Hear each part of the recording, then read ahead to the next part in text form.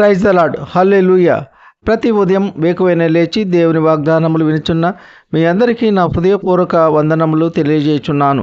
ప్రతి ఉదయం దేవుని వాగ్దానములు విని మన యొక్క దినచర్యలు ప్రారంభించుట మనకెంతో దీవెన, ఆశీర్వాదము. ఈ దినం మనకు ఏర్పాటు చేయబడిన వాక్య భాగము పరిశుద్ధ గ్రంథము నుండి కీర్తనల గ్రంథము 108వ అధ్యాయము 4వ వచనం. యెహోవా నీ కృప ఆకాశము కంటే ఎత్తైనది, నీ సత్యము మేఘములంత ఎత్తుగానున్నది. ఆమెన్, హల్లెలూయా.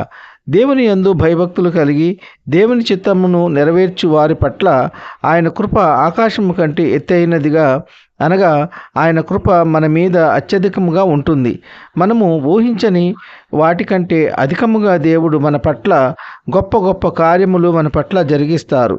మనము మానవ మాత్రులము గనుక నా స్థితిని బట్టి నాకు ఆ అవసరమైనవి ఉంటే చాలు అని మనము అనుకుంటాము.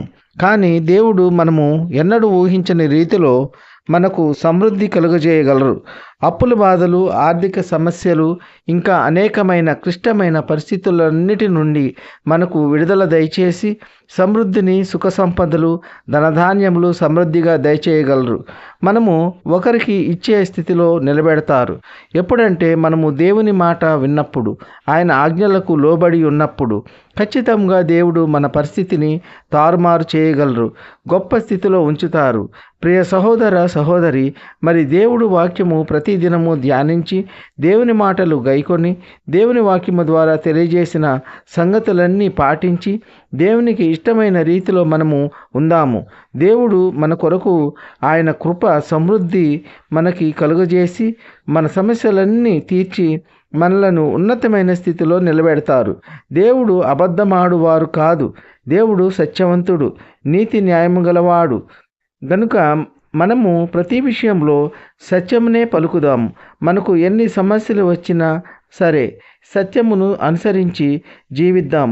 ఈ కొద్ది మాటలు దేవుడు దీవించునుగాక. ఆమెన్. ప్రార్థన. కృపా సత్య సంపూర్ణుడా, మీ ఘనమైన ఉన్నతమైన నామమునకు వేలాది వందనములు, స్తుతులు చెల్లించున్నాము తండ్రి.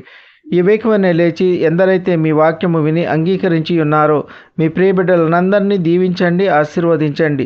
ఎందరైతే మీ వాక్యము వినక మిమ్ములను అంగీకరించక ఉన్నారో అటువంటి బిడ్డలందరూ మారు మనసు పొంది రక్షణ పొందేలా మీ కృప ఉంచండి. ఉద్యోగం లేని బిడ్డలకు ఉద్యోగములు దయచేయండి. వివాహములు కాని బిడ్డలకు వివాహములు జరుగులాగున మీ కృప ఉంచండి. వ్యాధిగ్రస్తులను ముట్టి బాగు చేయండి.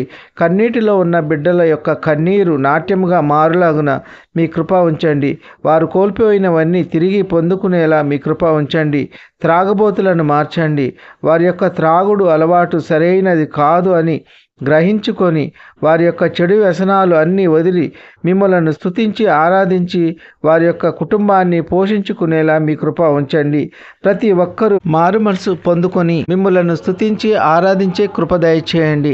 ఉద్యోగములలో ఎదురయ్యే సమస్యల నుండి విడుదల దయచేయండి. ఎటువంటి ఇబ్బందులు, సమస్యలు ఎదురవ్వకుండా శాంతి సమాధానంతో ఉద్యోగములు చేసుకునేలా మీ కృప ఉంచండి. గాయపడిన వారిని బాగు చేయండి, స్వస్థపరచండి. వారి యొక్క గాయములన్నీ స్వస్థపరిచి బాగు చేయండి. కుటుంబ కలహాల నుండి విడుదల దయచేయండి. ఒకరినొకరు అర్థం చేసుకొని జీవించేలా మీ కృప ఉంచండి. బీదలను కనికరించండి. వారికి కావలసిన ఆర్థిక వనరులను దయచేయండి. దిక్కులేని వారిని, దీనులను కనికరించండి. వారికి కావలసిన సహాయం అందులాగున మీ కృప ఉంచండి. సొంత గృహములు లేని వారికి ఒక నూతన గృహమును దయచేయండి. అనేక రకమైన శారీరక బలహీనతలతో బాధపడే వారి యొక్క బలహీనతలన్నీ యేసు నామములో ఇప్పుడే విడుదల కలుగునుగాక. ఈ కొద్ది మనవులు ప్రభువైన యేసు క్రీస్తు పేర వేడుకుంటున్నాము తండ్రి. ఆమెన్. విన్న వాక్యము దీవెనకరంగా ఉన్నట్లయితే లైక్ చేయండి, షేర్ చేయండి, సబ్స్క్రైబ్ చేసుకోండి. మీ సహోదరుడు కోలా డానియల్.